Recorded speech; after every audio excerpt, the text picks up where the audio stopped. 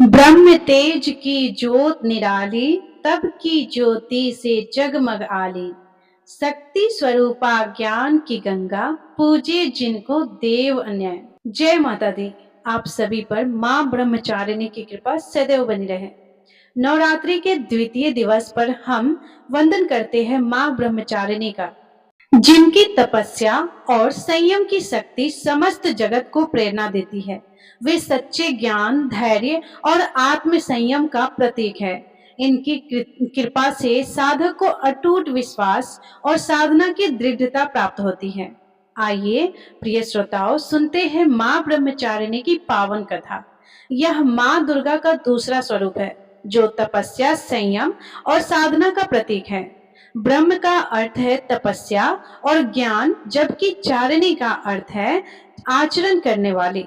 इसलिए मां ब्रह्मचारिणी वह देवी है जो तप और साधना के मार्ग पर अग्रसर रहने वाली है। पुराणों के अनुसार यह स्वरूप माता पार्वती का ही है। जब उन्होंने भगवान शिव को पति रूप में प्राप्त करने के लिए कठोर तप किया था। मां ब्रह्मचारिणी के दाएं हाथ में जपमाला और बाएं हाथ में कमंडल होता है, जो तपस्विनी स्वरूप का प्रतीक है। उनका तेजस्वी और शांत मुखमंडल साधकों को संयम और तपस्या की प्रेरणा देता है। मां ब्रह्मचारिणी का स्वरूप त्याग और कठिन तपस्या का परिचायक है। माता पार्वती ने भगवान शिव को पति रूप में प्राप्त करने के लिए कई वर्षों तक घोर तप किया। प्रारंभ में वे केवल फल फूल खाकर तपस्या करती रहीं, फिर कई वर्षों तक केवल पत्तों पर जीवन यापन किया। इसके बाद उन्होंने अन्न और जल का भी त्याग कर दिया और कठोर व्रत धारण किए। मां की यह तपस्या हजारों वर्षों तक चली, जिससे सभी देवता, ऋषि मुनि और स्वयं ब्रह्मा जी भी प्रभावित हुए। उनकी इस कठोर साधना के कारण उन्हें ब्रह्मचारिणी नाम से जाना गया। बाल्यकाल से ही माता पार्वती भगवान शिव को अपना पति मानती थी। जब नारद मुनि ने उन्हें बताया कि पूर्व जन्म में वे सती थी और शिव जी को पुनः प्राप्त करने के लिए अब उन्हें कठोर तपस्या करनी होगी, तब माता ने संकल्प लिया कि वे हर कठिनाई सहकर भी अपने आराध्य शिव को पति के रूप में प्राप्त करेंगी।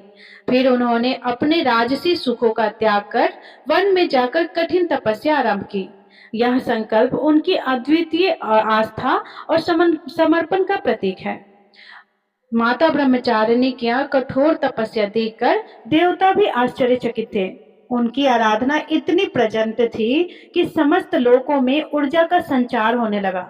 देवताओं ने भगवान विष्णु से अनुरोध किया कि वे माता पार्वती की परीक्षा ले। भगवान विष्णु ने स्वयं उनके धैर्य और समर्पण की परीक्षा ली और अंततः सभी देवताओं ने उन्हें आशीर्वाद दिया कि वे अपने तप से भगवान शिव को प्राप्त करेंगे। जब माता पार्वती ने भगवान शिव को पति रूप में पाने का विचार किया, तब नारद मुनि ने उन्हें तपस्या का मार्ग बतलाया। उन्होंने कहा कि कठोर तप और संयम के बिना भगवान शिव को प्राप्त करना कठिन होगा। नारद मुनि के उपदेश को सुनकर माता ने वन में जाकर अपनी घोर तपस्या आरंभ कर दी। उन्होंने कठिन व्रत धारण किए और योगियों के समान कठोर जीवन अपनाया। मां की तपस्या इतनी कठिन थी कि संपूर्ण प्रकृति भी प्रभावित हो गई। वृक्षों ने फल फूल देने बंद कर दिए, नदियां सूखने लगी और स्वयं देवता भी चिंतित हो उठे। धरती पर संतुलन बनाए रखने के लिए देवताओं ने भगवान शिव से आग्रह किया कि वे माता की तपस्या को स्वीकार करें। माता की कठोर तपस्या से प्रसन्न होकर भगवान शिव उनके समर्पण से प्रभावित हुए।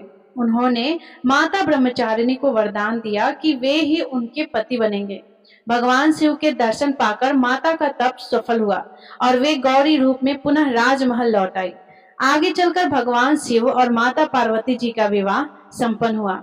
मां ब्रह्मचारिणी की पूजा करने से भक्तों को संयम, धैर्य और तप की शक्ति प्राप्त होती है। उनकी कृपा से साधक को हर संकट में साहस और आत्मविश्वास प्राप्त होता है।